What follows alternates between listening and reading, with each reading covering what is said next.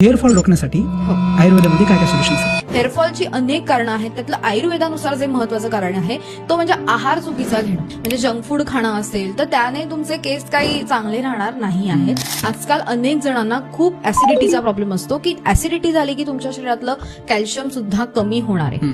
मग कॅल्शियम कमी झालं की जो तयार होणारे केस आहेत ते पण चांगले तयार होत नाही. जे वात प्रकृतीचे जे व्यक्ती असतात त्यांच्यामध्ये मेनली हेअरफॉलचं प्रमाण हे सगळ्यात जास्त असतं. कारण का वाताचा जो गुणधर्म असतो तो वृक्ष आहे. वृक्षता आली की ते केस पातळ होतात, तुटतात आणि त्यामुळे हेअरफॉल हा वाढायला लागतो. किंवा आजकाल खूप केमिकल्सचा वापर वाढायला लागलेला आहे. जे शॅम्पूज आहेत किंवा ह्यांचा ओव्हर युज झालेला तर त्याच्याने सुद्धा हेअरफॉल होतो. त्याचबरोबर जेनेटिकली सुद्धा काहींमध्ये दिसून येत असतं. आणि महत्वाचं कारण म्हणजे स्ट्रेस घेणं.